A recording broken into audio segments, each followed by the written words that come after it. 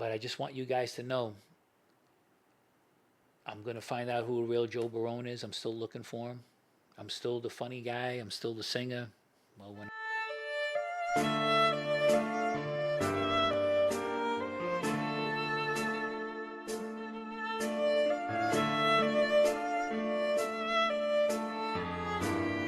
Hey guys, welcome to the Goodfellow Podcast. I'm your host Joe Barone. If you like us, please subscribe and don't forget about our Patreon channel. And just for my viewers, every I'm going to be posting this every Monday, as you know, but also on Fridays I'm going to be doing a movie and a TV review. Movies is of all kinds. We didn't pick any one out yet, but of course I'm probably going to talk a little bit about today, Tulsa King, but it's not a review. It's just because I happen to really like that show. So stay tuned to that. Also, excuse me a minute. Salute to everybody out there.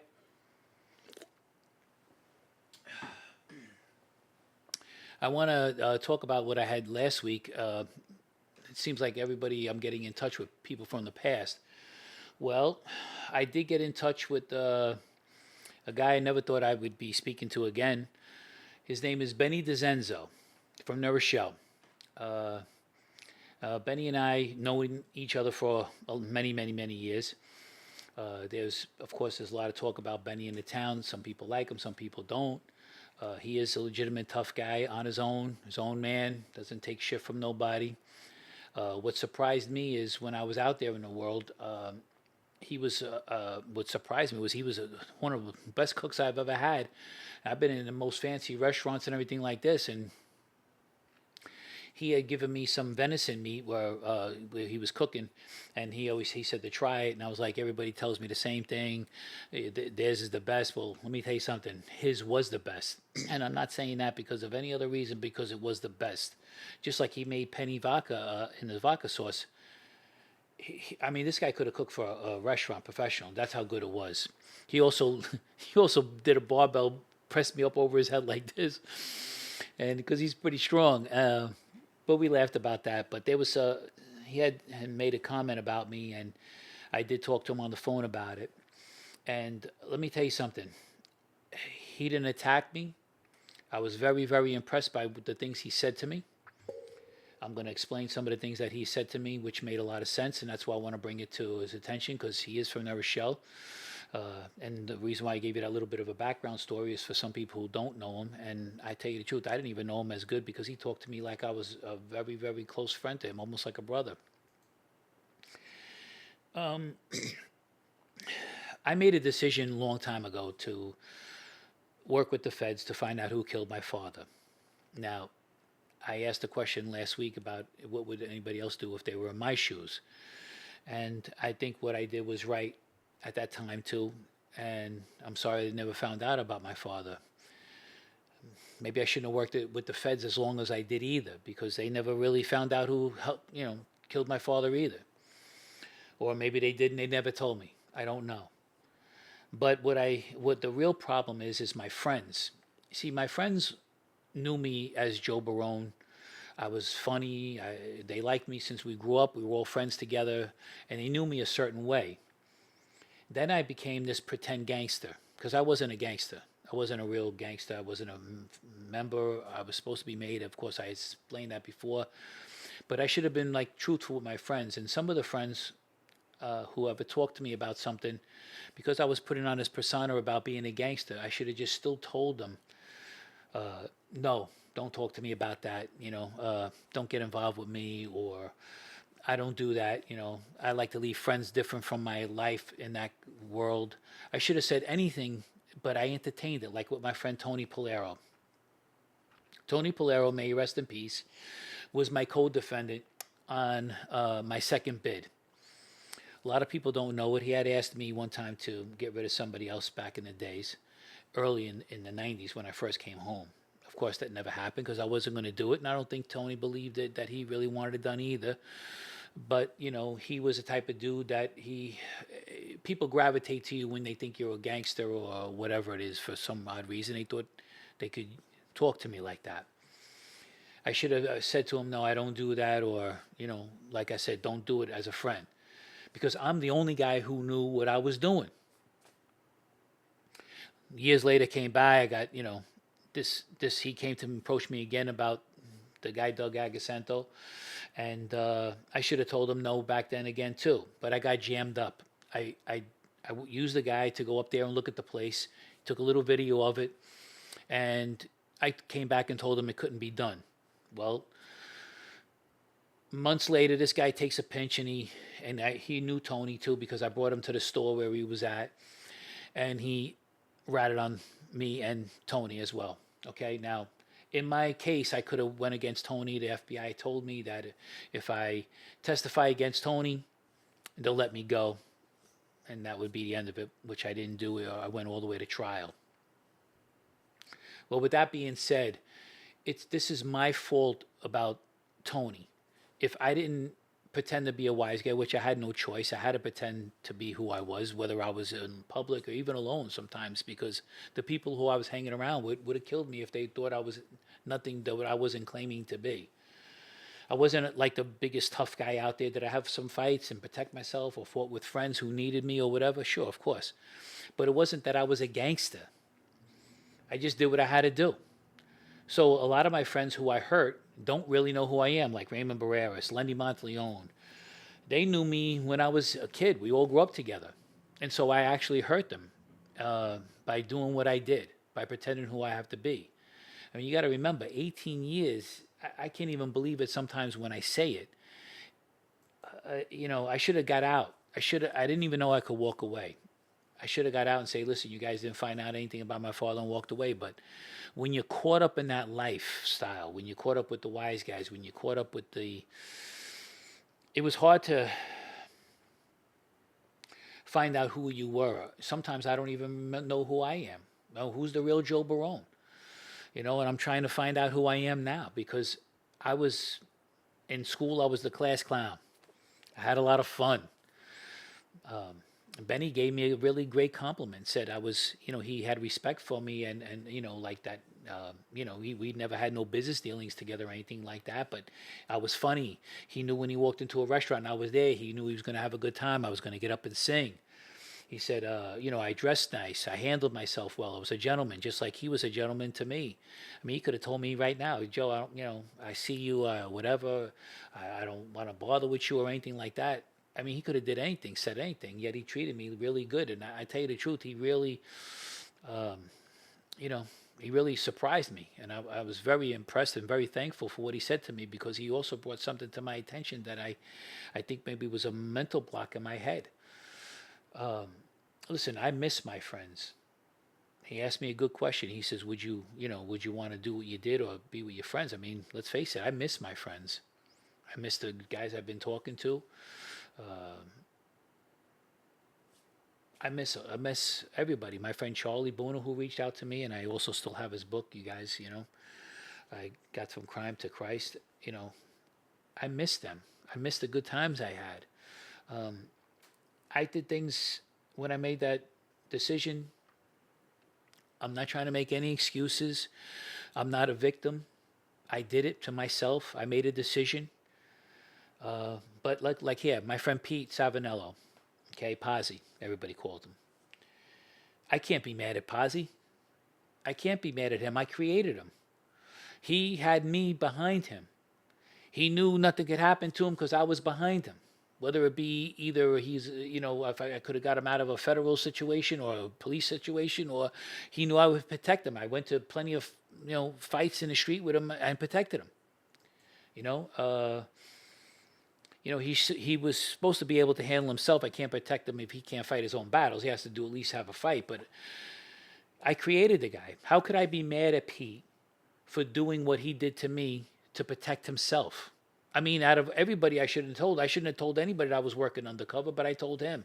That's my mistake. That's on me. I just thought at the time that maybe if in case anything happened to me, he would try to find out for me, But I trusted him. And meanwhile, I'm in that gangster life. You can't trust anybody.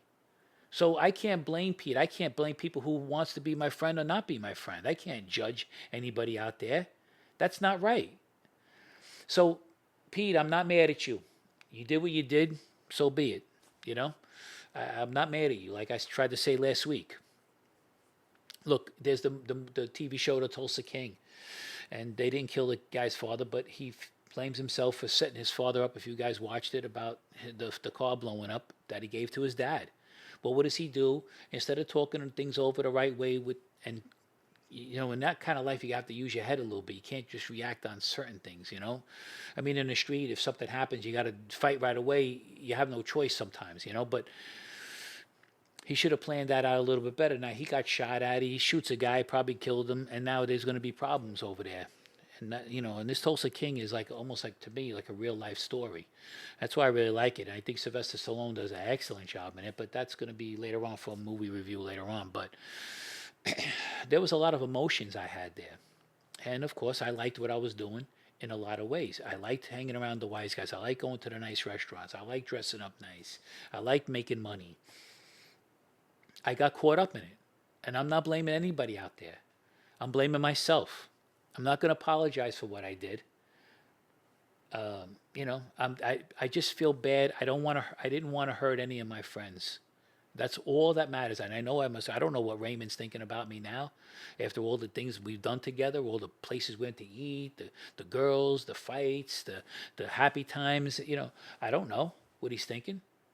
I don't know what my friend Lenny's thinking. I have my friends out there. I got a ton of friends I had out there. I can't blame anybody. So I am taking responsibility.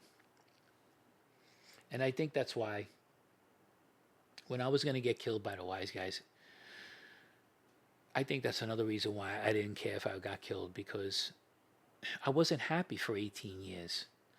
I was buying nice cars and I was spending a ton of money. And I think that was just a way to just try to make myself feel happier or better what I was doing about myself. I didn't like what I was doing. I didn't like lying to my friends and people. All right, I wouldn't have had to tell them anything, but I could have said like what Benny told me, which was, and I tell you, Benny was spot on when he said this. I could have, anybody that talked to me about anything, I should have just said, no, don't worry. Now look, there are friends who I did talk about and nothing ever happened to them. I did things that they could have gotten in trouble for, I could have gotten in trouble for, and I didn't do it. That part is true. The last time this thing with Tony backfired, okay, because the guy that I brought around, which I shouldn't have did that either, it was almost like the dueling snitches, they called it in the papers at one time. But I made a mistake, but I'm taking full responsibility of it. I was wrong in misleading my friends. A few minutes ago, you mentioned that you should have just walked away from the FBI, but my question is, like, do they make that, they probably don't make that easy for you to just walk away from them, right? They're probably up your ass after that, for lack of a better term, because they know you're in the street, That's exactly right. Activity. That's a good point, because I didn't think I could walk away. And then if I did, they'd still be like, okay, he walked away from us. They get mad at you. And then all of a sudden they look up my ass and now they rearrest me on something else, I couldn't trust the FBI either. And I made the mistake thinking I could at one time. Sure, I did. Okay. I made a mistake trusting a lot of different people. That's on me. All I can say is that I'm very happy that this was brought to my attention the way it was brought to my attention. Here's a guy looking from the outside. He was a friend. I knew him. Okay. We didn't hang out every day or anything like that, but when we talked to each other, we were cordial. We were very respectful of one another. And I tell you, when he said these things to me, it was like a light bulb went off in my head. I am not kidding you. It was like when Charlie told me certain things and he reached out to me. It was like other friends, they got in touch with me. They told me I hung around dirtbags. And Benny said the same thing too. Who cares about those wise guys? You're as good as the last envelope you gave them. If you're giving them money every week, you're the good guy. You're this. But as soon as the money stops, you're dead. You're dead in the water. They don't care. They don't protect you anymore. And that was another scene in the Tulsa King. They said, hey, the envelope stopped coming. He says, you lost your protection. Perfect example of what Benny was telling me today. So, look, we all know the same people in my town. We all know. But I am, I all my friends, even the ones I was casual with, I'm just going to say, I don't blame you guys for how you feel about me. I'm not in a position to judge or make any kind of, I can't be upset with anybody, and that's it. And all I know is that I'm deeply sorry for misleading everybody as far as that part is concerned. I'm not ashamed of what I did to try to find out about my father. I'm still looking for the bastards. I tell you the truth. If I ever, whatever happens there, happens there. You know what I'm saying? So all you guys, till I'm dead, it'll be him living with me. Just like till I'm dead, all of this will be living with me too. Look, when I was in prison, I had to do what I had to do. I had to stay alive. I had to do things that you know, I had to do. You're in prison now, you okay? I'm with all kinds of different crazy people. You gotta handle yourself. You gotta do what you gotta do. But me, I just wanted to be happy. It was fun, Even when I was a kid and I was on welfare, okay, I was still happy. My friend Lenny, he could testify to that because he said, Joey, here it is. Your father's in prison. You're on welfare. You ain't got nothing. I have a mom and dad, and you always were still happy. I'm going to try to live my life good. I don't want to hold any animosity at anybody, and I don't personally have the right to. And I don't even have the right to be mad at Pete. He took advantage of a situation. I'm the one who taught him, probably. You know what I'm saying? So I'm not mad at you, Pete. If you do watch this, you did what you had to do, and I hope there's no hard feelings. I lied to my friends, and for that, I deeply have regrets about that. I'm deeply sorry about that. And I just wanted to get that out there today because I'm on here making podcasts, and I will tell you stories about gangsters, and I will tell you a story about the FBI. Of course, I've been in some battles myself, and we're going to probably get to them on some of the comments that were made. But I just want you guys to know I'm going to find out who a real Joe Barone is. I'm still looking for him. I'm still the funny guy. I'm still the singer. Well, when I used to be able to sing, a lot of people don't realize it, but I do have damage to one of my vocal cords because of COVID and stuff. But I hope you guys understand that I'm taking accountability for what I did. Okay? It's on me. Nobody else. On me 100%. You want to ask me anything, it's up to you. Yeah, your friend Benny. So you guys had a good conversation then? Better than I thought. Okay, you spoke to him on the phone? I spoke to him a couple times this morning on the phone. Yeah, I spoke to him a couple times. Look, this guy Benny's a tough guy. Okay, so it's not that I'm afraid of him, but he's not somebody you want to fool around with. Right. But he spoke to me that I like we were best friends. I mean, and what he said was. I mean, listen. I would never think. I was surprised that he was such a good cook. I knew he was a good carpenter. Everybody knew that in town. Okay. Matter of fact, John Woodruff, who was the architect of my house, said I would love to have Benny do it, but there was some things going on with Benny in his life back then, and because he's one of the best carpenters. I mean, I think anybody could tell you that. He wasn't involved in the life, right, in any way? Yeah, he knew people like anybody else, but he's his own man. He's a worker. That's it. He's got his family, and that's all he cares about. You know what I'm saying? And that's the way to be in life. But here's a guy who, like I said, he didn't have to talk to me the way he did, but he did, and I'm like, I'm so thankful that we didn't have no beef between us. I'm so thankful that he was. I mean. I never thought he was that smart, like the way he was to tell me these things. I mean, like he hit where it hurts, right here. He spoke to me from the heart. He hit me right here. And when he opened his mouth and said this stuff, I was like, whew, I'm still going over it in my head. But I wanted to make the podcast, and I did ask him if I could use his name. And he said, yeah. And I'm gonna be now. I feel like I'm in his debt the way he said it to me. I mean, he's like, I can't explain it. My therapist doesn't even tell me like something like this. Well, it's good that this podcast has given you an opportunity to reconnect with these guys. Yeah. And they're able to watch and see how your perspective, like unfiltered, and for however an hour straight of you just. Saying reasons for why you did what you did and this, that, and the other. Listen, we all make mistakes in this life, and I know I've made a few, and I'm going to take responsibility of it. And the bottom line is like he said, I can't be. How could I be mad at Pete? I know he's done some things to me, but he had to. He was around me. Look, I can't blame him for what he did, and that's why I wanted to make sure that I'm sure Pete's going to see this episode. I hope Benny watches it as well. I hope all my friends watch it out there. I hope everybody from my own town watches it, even from my friends from the Bronx that watch it. I am truly, I am truly sorry for deceiving people the way I did. But it wasn't like I could tell everybody I was undercover. But I should have at least not fooled my friends. In other words, if they wanted to talk to me about something, I should have just said, "Hey guys, don't talk to me about that. I'm on this side of the fence.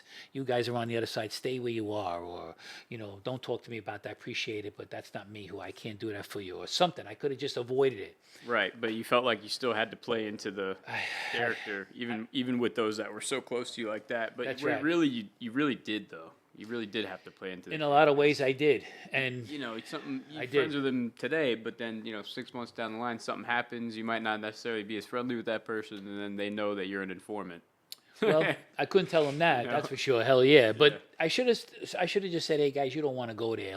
Yeah. Like a lot of friends of mine came to me. One of my friends came to me and his girlfriend broke up with him. Of course, he wanted to have the girl beat up or something like that. I said, "Listen, come to." I said to him, and then this is where this is why I knew Benny was right when he said this to me because I felt it in here. He didn't just make sense in my head. He made sense in my heart. I said to the guy, I says, "Come, wait a couple of months." I says, I'm not going anywhere. She's not going anywhere. Whatever. Let me know how you feel in a couple of months. Well, sure enough, the guy got another girlfriend, and he said, I'm glad we didn't do nothing, Joe. That's the way I should have handled it with Tony. Right. Listen, Tony, let's talk about it later. If we feel the same way in a few months, we'll talk about it or whatever. Or I should have just said, "Listen, Tony, you don't really want to do this. It's not who you are." For the viewers that don't know, what exactly went down between you and this Tony person? So Tony Polero was a businessman, very well-to-do, wealthy. I knew him for a lot of years. Okay, Tony wanted me to have. There was an insurance policy supposedly going up to. He was going to have to pay more money every month, and him and a few of his partners, they took insurance policy out on each other in case anything happened. And anyways, he said the insurance policy was going to go up money. And Joe, this guy robbed me. I think Doug robbed him some money from all the money he was collecting in the gas stations, and he came to me with this thing like, could I get rid of him? Could I kill him for him? Yeah. But I should have just said right then and there, no. I should have said, no, you don't want that, Tony. Or I still could have kept up my persona, but by disappointing him. But because I was so caught up in that life, thinking, yeah, I could do this, I could do that. I had real friends. I had real people who would kill people with me if I needed it. I never did it, but I had them, okay? And I was actually going to commit murder myself to get straightened out. So I got myself in too deep. That's more or less, I think, the way to put it. You know what I'm saying? I got too deep involved, Yeah. and it's easy to fall into that. You got to remember, you guys, and I'm not making any excuses once again. My mother died in 1988. My father died in 1992. In between that span, I was trying to find out who I was. I was depressed. I got my porcelain veneers put on because my mother died. There was nothing wrong with my teeth. That dentist is a jerk. But I should have never got my teeth done, okay? I should have never done anything like that, but I wasn't thinking because I just hated everything about life because my mother died. The reason why I hated that was because my mother was taken away from me for years between my father and mother having divorces all their life. My mother getting abused by my father, physically, mentally. I don't want to get into it too much because I won't be able to get my point across the way I want to. With that said, I'm not saying nobody has a hard life. I'm not saying anything like that. But this is my life that I got to worry about. And this is what happened to me. And that's why I have to take full accountability for what I did to my friends. And what I did to my friends was I misled them. And that's the problem. Because they liked me for who I was before all of that ever happened to me. They liked me when we were kids. We had fun. All right, sometimes we fought or wrestled amongst each other, but That's just normal guys just doing what we're going to do. We still cared about each other. We wouldn't want nothing to happen to each other. Come on. Look, even Raymond did something to me. I'm not talking about it now and everything like that. He didn't really want to hurt me. All right. And you let it go. We could have had a fight about it, and we could have still let it go after that. Maybe. I don't know. Raymond, he holds grudges a lot of times. But I can't judge anybody like my friend Pete for doing what he did. I don't have that right. Okay? I don't. And Benny was right when he said that to me. You know what I'm saying? Like, in other words, they have their own feelings and they have the right to feel that way because I did mislead them. I could have just told them, yeah, guys, this is not who I really am. I'm just whatever. Well, it's a tough situation because you were doing what you were doing, and it was justified to you, Yes. and their feelings are justified to them. Yep. So where's the who made the wrong? Ultimately, kind of you for working with the FBI, but Yes. it was for like I said, you had your justifications for it, which it's really did. like I said, it's really cool that this podcast can kind of display those justifications for these people, and then now you're reconciling with them after all this time. That's very cool. Whatever, listen, whoever wants to still be my friend or whatever, I understand that's cool. And I appreciate who don't. And that's cool too. Look, like I asked the question, what would you do if that was your father? I'm not hurting anybody in my family. That's like me asking somebody to kill their son or something like that, or their brother, or you don't do shit like that. I don't care who you are. And that's one thing Raymond used to tell me, and I said it a long time ago. He says, those people are not your friends. He always said that to me since we're kids, since we're young. Because everybody knew my father was that kind of guy for a while. He was a knockaround guy for a long time, and I didn't. And listen, let me tell you something. And I've said it here on the channel before, on this podcast, and probably others. I would have been happy being a postman. Who cares? Benny said the same thing to me, Joe. I don't know what you did for a living. I don't care if you were a butcher. You were just the way you carried yourself, everything. You were respectful. You were nice. You were funny. You held yourself up nice. He said all of these nice things to me, and he blew me away. Today, I got to say, he blew me away because he was spot on, like everything he said. I mean, you got to remember one thing. Nobody knows what they're going to do while they're in it. It's very hard to say, when you're locked up, what you're going to do, if you're going to fight, are you going to stay in a cell, or you're going to make friends in there? No, there's all kinds of different things you're going to do. I got caught up in something, and it went too far. And that's the bottom line. It went too far. And who's ever still my friend now, I appreciate it. Okay? I really do. I'm not going to try to badmouth anybody. No more. And even my friend Pete, I'm not trying to badmouth them anymore. Did he do what he did to me? Yeah. Do I blame him? No. Okay? That's it. From now on, that's it. And anybody else going forward. Because I created him. He thought he had carte blanche. Yeah, it's like telling a kid in a candy store, get anything you want. When his little nieces came and I took them to Toys R Us, I told them that. Anything you want in the store, just go ahead. Don't worry about it.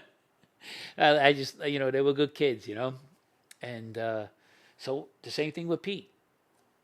He got away with what he got away with because of me. And I'm the guy who created the guy. So, Pete, if you're listening, I don't blame you for what you did. No hard feelings to me. More power to you. Let's shift the topic a little bit here. Sure. Do you what type of things were your friends at that time asking you for, like favors and that sort of thing? Well, of course, the Tony Polero was the murder thing. Right. The beating up the girlfriend thing or having her hurt was that thing. Houses that people had money in.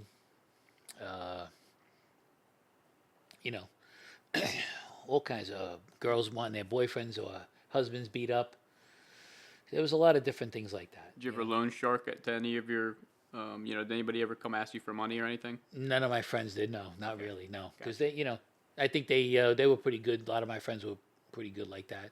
The other loan sharking I did have was just most people I sort of knew but didn't, really work close to. I had to turn down one of my friend's fathers because, it was a friend. I don't want to get involved with the father thing. Yeah. And I wouldn't do that. I wouldn't, because then if he didn't pay me, what was I supposed to do? How much money was he looking for? $1,000. That's why I knew he was not going to pay me back. Yeah. I You gotcha. know, and like I said, all this loan sharking stuff like that too. Even loan sharking. Listen, when you're in that lifestyle, you want to borrow money and you pay, and you don't want to pay. Now you got a problem. Listen, if you have a mortgage on your home and you don't pay the bank, what happens? The bank takes you home.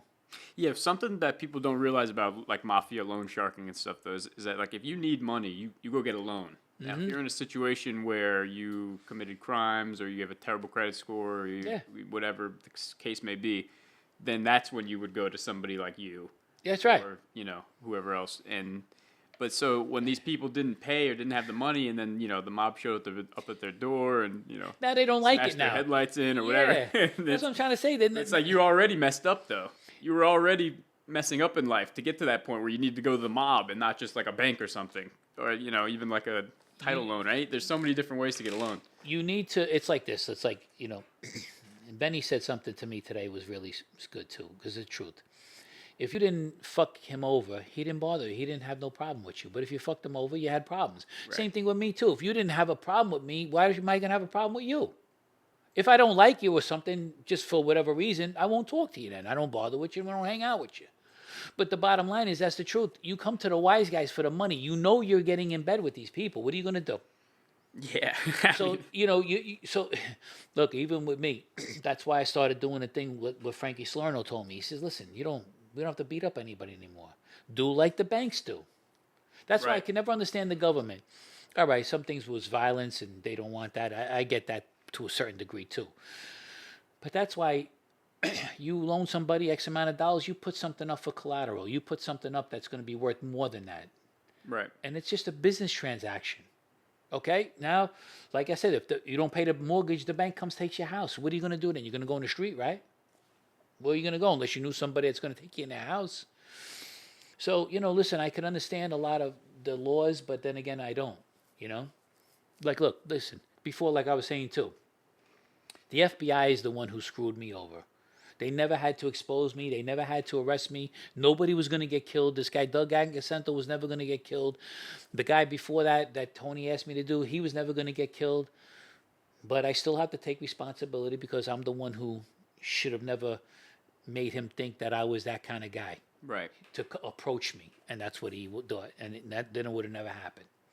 And that's it. That's just the bottom line. And so now all my friends, like I said, they thought they can talk to me like that. Well, because I was pretending to be that. But that's what I had to do, too. So it's like a kind of a catch-22. I was caught between sort of a rock and a hard place. I just should have told my friends when they asked me certain things, you don't want this. I don't know nothing about that. I don't know nothing. Right. Or I don't want this. You don't want this. That's what I should have said. And if they were mad at me, they were mad at me. But, things resolve themselves, and now this is what it is. And I'm going to have to live with this but I want all my friends out there to know, all the people that are listening to my page, it's on me. That's it. None of your friends ever got roped in with any, they ever got caught up with any information that you gave, right? No. Yeah. There's other things that I done that I'm not going to talk about with some of my friends that I did do. And, nothing ever happened to them because I never said anything. Right. And I'm not going to. I gotcha. Nobody knows what happened except for me and them. And that's the way it's going to stay. So I know I did the right thing in that respect, but I could have even avoided even more of it. You know what I mean?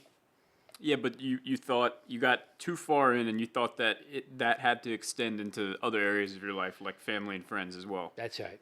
And so, listen, on that I have to... In a way, it might have, though. Depending on the person, it would be very hard to separate that. To have your friend, it's like also like I said, you don't know who's going to turn their back on you eventually, and then they might have an inclination you were working for that's all it takes. I listen. Exactly. Listen. There was friends of mine that were doing things that I knew and I never told. I'm not going to tell the FBI because they were my friends. I'm not Right. going to, But it's just that when they spoke to me or when they came to me, they're the ones who thought I was what I was, and that's the reason why I should have said to them, "You don't want this. You don't want me to get involved or something." And there's a good reason for it, and that's all it would have took, and they would have respected that from me. Understand? That would have showed them. Then they would have heard later on that all of this that happened to me. They would have been like, wow, now I know why Joe said, don't talk to me about it. You see? And now it would have Right. been a different level of respect. Then they would have said, wow, Joe could have jammed me up. Now we Yep. really know. Yep. But that's the point that Benny's trying to make. And it's a good point. Yeah, for I sure. can't argue that. I could not. He was right. And that's why I appreciate what he said to me. And I also appreciate the way he told me. He talked to me like, straight up, man. And that's the way I like it. I like it just like the way he told me. And I really appreciate it. Hit me here, but hit me right here in the heart. And that's why I'll never forget it. Never. And that's why I want people to know that's the way it is. You want to go to a few comments here, Joe? Sure. Yeah.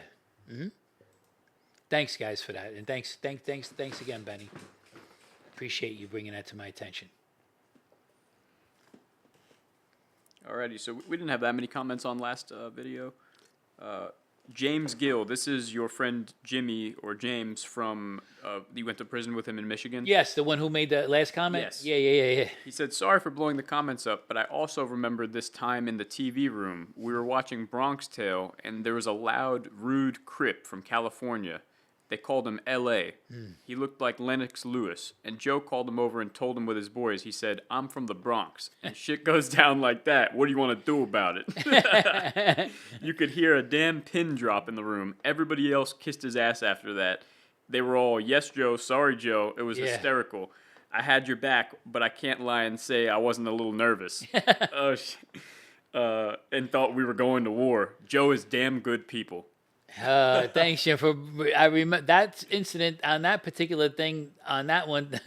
I do remember that. Yeah, because the guy was like Lennox Lewis. He didn't have the braids like that, but he had that hair. And then there was a time he did put his hair in braids. That is true. Wow. Thanks, Jim, for bringing that up. Well, like I said previously, I was in prison, man. And, and I didn't tell everybody I was from New Rochelle. They don't know that town. And the Bronx, they knew, so I did hang out most of the time in the Bronx anyways. But, yeah, I did tell that dude off. And that was it. After that, they kind of had a lot of respect for me. But I was ready to go. I had no choice. You're in prison, bro. Okay, so whether I could have won that fight or not, whether we would have won the war or not, maybe yes, maybe no. But I wasn't backing down. Listen, in my whole life, I don't remember backing down from anybody. I tried to avoid things, and I still am the same. So, but thanks, Jim, for that. Appreciate it. I'm glad you're watching. That's pretty amazing he found the channel. Yeah, I'm glad he did. And, Jim's a good guy. Jim was a real good guy. We worked out great together. We had a lot of good times in the joint. We used to eat together. He's a good guy, Jim. Really good. Thanks, Jim, for bringing that up, man. I hope things are going well for you. And anytime you ever want to reach out, we'll always talk. I don't mind. Be good to hear from you. Matt Sweeney, 3957, says, it's not hard to believe these stories. When you run the streets from the age of 9 or 10 years old, you spend a lot of times in bars. We all did wild and crazy stuff. The 1970s and 80s was a free-for-all. In any given club or bar, we had people from all walks of life and occupations. Guys and girls that went to legit jobs every day, plumbers, lawyers, off-duty cops, even doctors, as well as connected guys. The local dealer, the parish priest. Yep. We all enjoyed mingling and hosting a few with the wild bunch. It was it was also great networking for legitimate business. You could bring your daughter down there and even have her sell her Girl Scout cookies. We all had each other's backs. Hey, Matt, let me tell you something. You're 100% correct. And it was such a different time. It seemed a little bit more, I don't know, better back then. If you're listening, if you agree with me, it seemed better in this late 70s and the 80s. I don't know. It just was weird, but you were right. I mean, everything you said was right on the money, That's a good comment. Thank you, Matt, for that. Appreciate it. Here's another one from James Gill. He said, I did time with Joe, and he did good time, no complaints. He didn't even talk to the feds until he got home. Yep. Thanks, Jim. Appreciate that. I didn't even see that one, too. Thank you, Jim. Dean Montgomery says, there's nothing wrong with crying, my G. Joe, keep it real, bro. You've got PTSD to the max. I've got it, too. My aunt always says I would cry if you fell in shit. Yeah, thank you for that, because who said that now?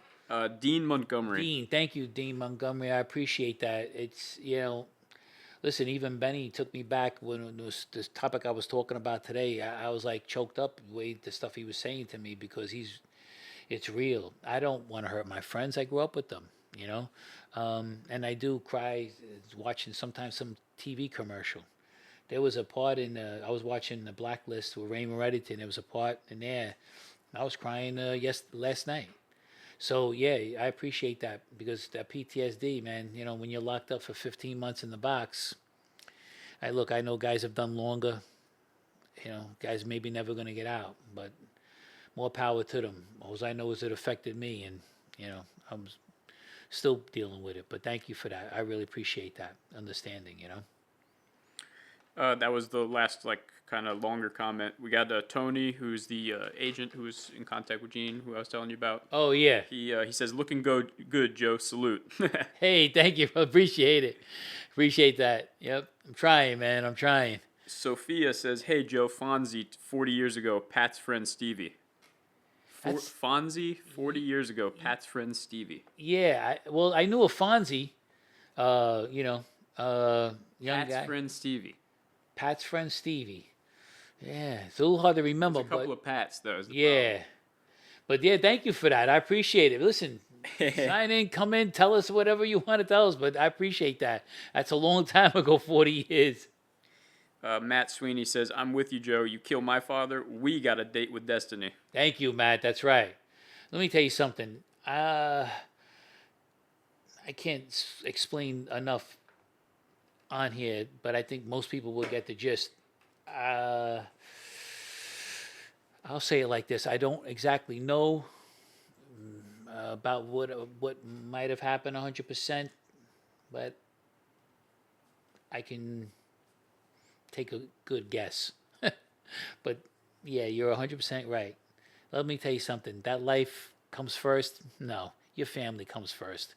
That's just another way of making money. And you know, listen, if you were lucky to like, I got a friend out of it. My friend Dominic Sicali from Mafia Roundtable. That's a rare thing, okay? And especially that we're still friends to this day. A very dear friend of mine. He's like my brother, and so I could trust him 100% completely. So, you know, I'm glad he didn't have to find out about me back then. Otherwise, you know, he would have had to live with me under his belt too, another notch. But so I get it. Thanks for that comment. Appreciate it. That was the last one. Okay. Listen, guys, like I said, we're going to, if you like us, subscribe. We got that Patreon channel. We're going to be doing movie reviews on it, TV shows on it, and other little content in there, too. There's a lot of stuff we're going to do. And we're also going to be looking forward to bringing a few good guests on the show. So I appreciate my friend Benny, and I want to say thanks again for helping me out.